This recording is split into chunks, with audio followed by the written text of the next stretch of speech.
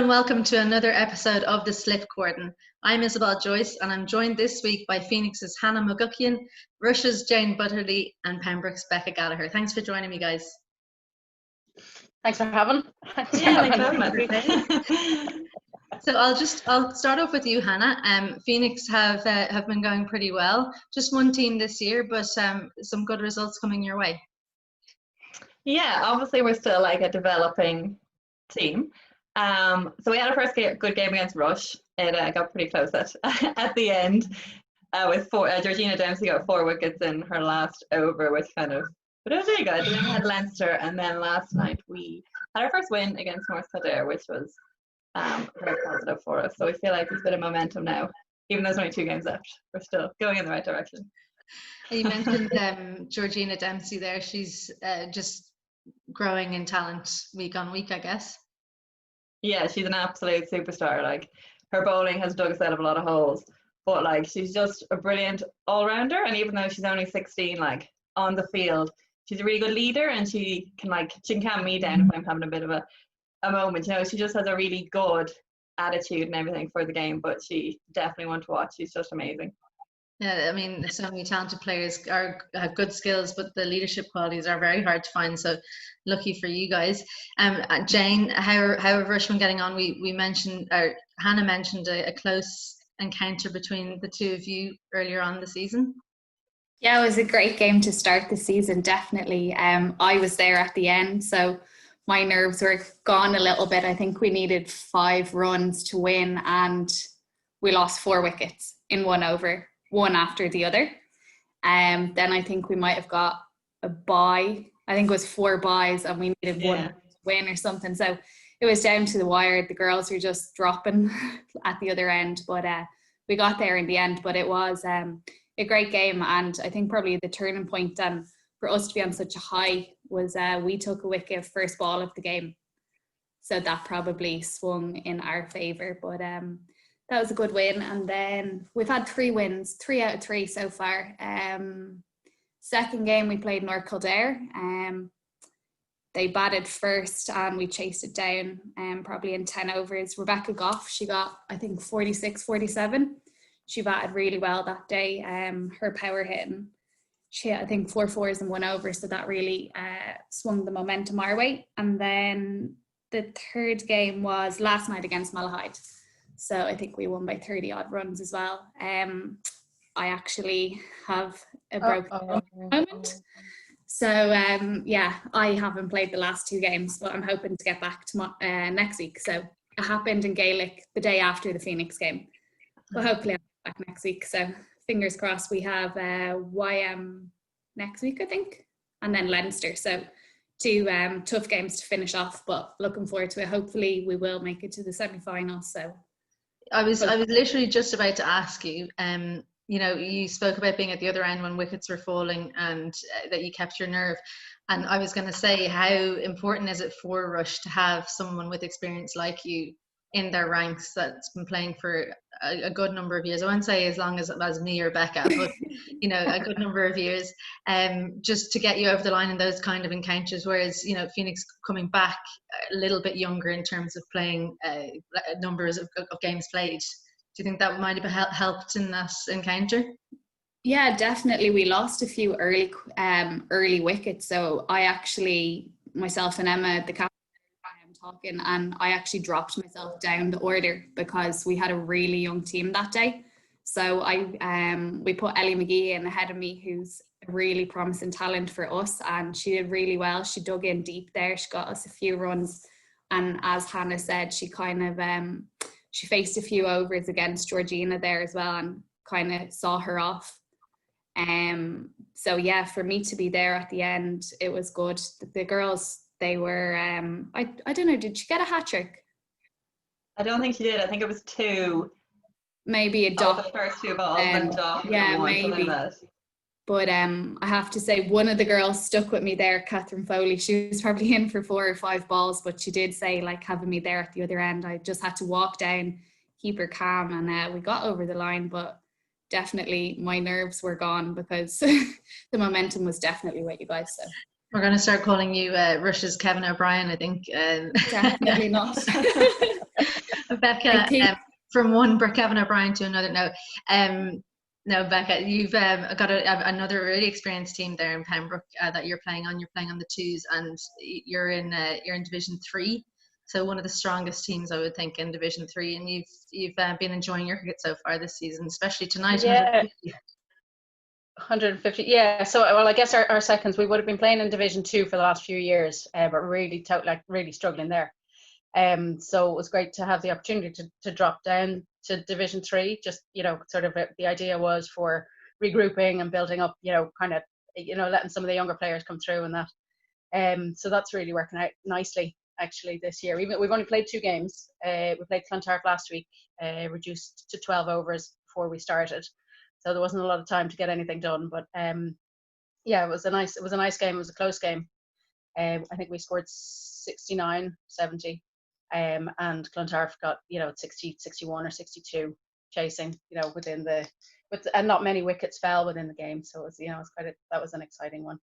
And then tonight we played against Leinster thirds, and we batted first. We got 155 for 2, I think it was. So Emer Mullen was playing. She's one of our below the line players coming down from the ones, and Anna Beale is captaining for us this year, so she's showing great leadership skills as well. So it's great to have her having that opportunity, I guess, out there, and then giving everyone a chance to bowl.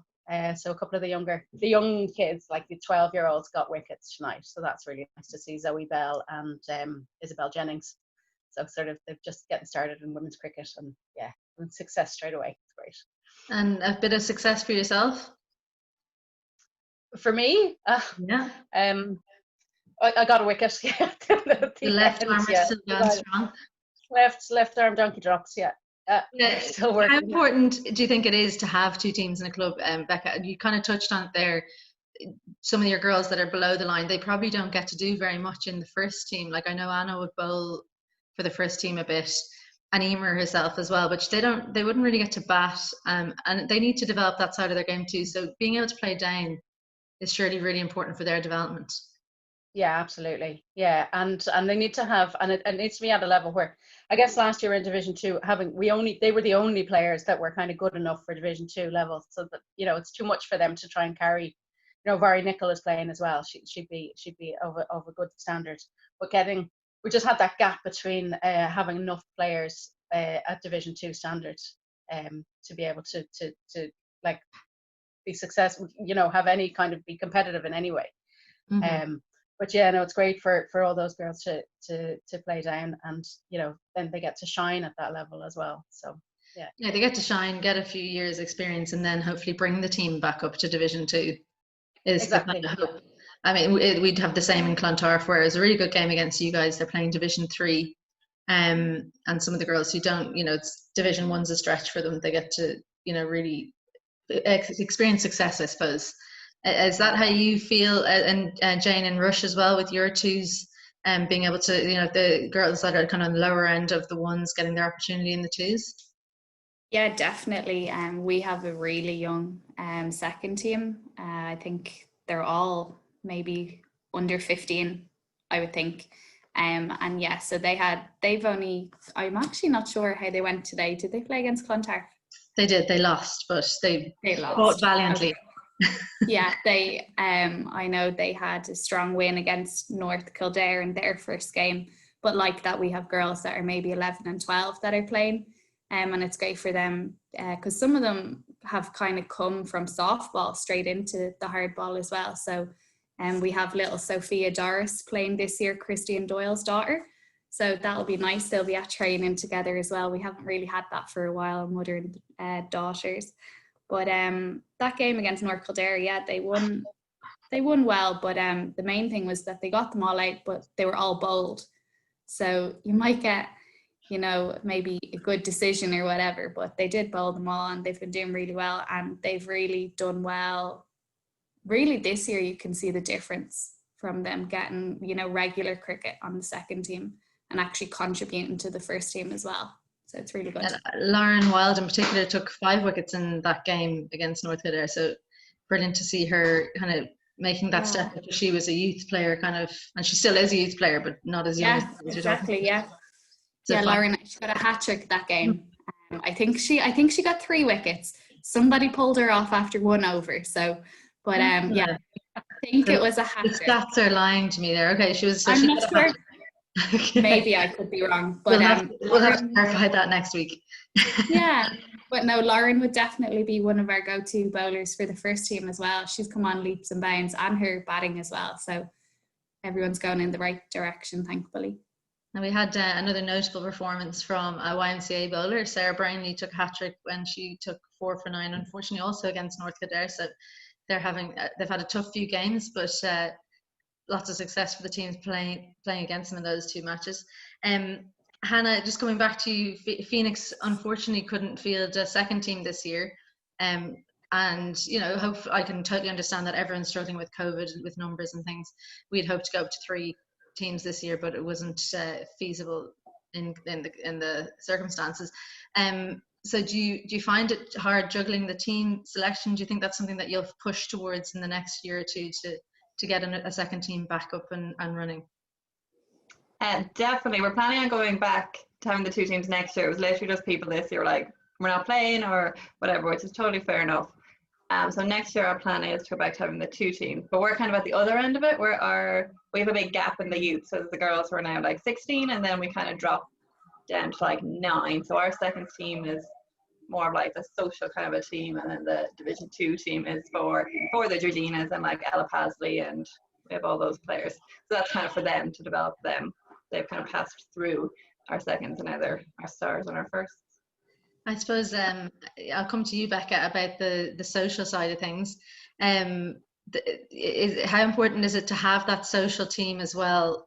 If you can, obviously the dream would be have 4 teams, and you can have a social team in Division 4, and then a team in each of the other divisions. So you've got small steps to take. That was kind of how Pembroke was for a while. Obviously this year you've gone 2 teams. But do you think that helped the top end and the bottom end having 3 teams, or was it difficult to manage? Oh, definitely. Like, it is difficult to manage, and we had 3 teams, I'd say for 12 years straight, maybe. And we just dropped the thirds this year, who were due to be playing in Division 4. And actually think we probably regret it now, because there are so many people around and so many people available. We didn't think that they would be. They didn't think that they would be. But yeah, definitely giving the youngsters a chance to come up and play at not an informal level, but like in a friendly environment where it's not lots of pressure and lots of stress, and they're very much appreciated. When you've got younger girls coming through who might bowl straighter balls than some of us. It's always very helpful. So yeah, and I can see that coming through definitely this year. Some of those younger girls are they're pushing for, they'll definitely be in the 2s next year. Well, this year and next year, and then someone will be pushing up 1s soon as well, hopefully. So yeah. So is the verdict, do you think the future is bright, or were we worried about how COVID would affect cricket? I'll put you under the spotlight first, Jane. When you thought about the cricket season, did you think that you'd have 2 teams and they'd be winning well, the first team and the second team, or were you kind of worried about whether the club would get going this year? Yeah, I think our first team, we've been in Division 2 for a few seasons. We've always been thereabouts competitive at the top part of the league. We have started strong, but definitely we have 1 girl that's pregnant that's missing this year, Rachel Connolly. She would be usually playing for our first team, so she is a big loss, and just an older presence around the place as well, because our team is so young. So we do miss her. Sarah Carthy is not playing this year either. But definitely, I think there's a lot more people available for every game because there's no holidays, which is great. Because we have a lot of sisters in our girls section. I think we have 4 or 5 sets of sisters. So once one is gone, you probably lose 2 or 3 at the same time, which can be hard. But no, I think it's been really good. I know you spoke about the social. That is definitely something we would like to introduce in Rush. There's a lot of moms around that have never played, maybe never even played sport, but they spend that much time on the sidelines. We did do a little Give It a Blast day last year and the barbecue, and they enjoyed it. But whether we can get commitment off them to actually put in the team is another question, but we'll keep pushing for it. Really good. Well, I mean, on that note, on the social cricket note, I don't know if anyone's seen that it's been released, Crick Hit. So this is something to keep an eye out for and to share around those mums, Jane. But it's called Crick Hit because it's an exercise class that incorporates cricket. Okay. And the first challenge is coming out this Friday. So thank you for reminding me of that. It's going to be on Twitter. We'll be retweeting it. It's a Cricket Ireland initiative that was formed in Cricket Scotland. So keep an eye on the videos and see if you can get those mums in all 3 clubs, and maybe we'll try and get it. Well, I'd love to see it in all of the clubs. Trying it out next week, and that I think is the launching pad for our social section next year. If we can get people playing those games, they might not be as scared of going and playing a bit of social cricket in a league. So on that note, I'm going to put Hannah under a bit of pressure. Your player to watch that's not in your own club. You didn't expect that little twist, did you? I knew you were going to go for Gina. Yeah, for this season. That's probably Rebecca Goff, just because when we played against her, like her bowling and everything, she was just really accurate, and like we just couldn't score off her. So definitely, and I think just in the field she was exceptional as well. Anytime the ball went to her, you're just like, no, we're not running that one. She kind of stood out in that game as just an excellent player, and we definitely want to watch. Yeah, she's a very exciting talent. Becca, you've had a bit of time to think there. We'll ask you next. I recognize faces much better than remembering names, but I know that somebody who I'm always afraid of when I go to bowl is Rosie Newman-Jones in North Kildare. So I'd say she's one to watch for sure. Brilliant. A different name. I love it. You're not giving out because someone's taken your name. Jane, you've had the longest time to think, so we'll go to you for the last kind of shout out. Yeah, well, I haven't played 2 of our games, so I've only played against Phoenix, but I think I have to go with Georgina Dempsey. Thankfully, I didn't have to face her too much. The wickets were falling at the other end. I actually didn't have to face her, but no, she was really good. She was really accurate, and I think the girls in Phoenix, you might be regrouping, but definitely there is talent there, so keep working with it. Brilliantly said. And I think that Rebecca Goff and Georgina Dempsey are under huge pressure because I'm not sure there's been a podcast where they haven't been mentioned as ones to watch for the future. So everyone's eyes are well and truly open. So we'll finish there, guys. Thank you so much for joining me and shedding a light on Divisions 2 and 3 for me.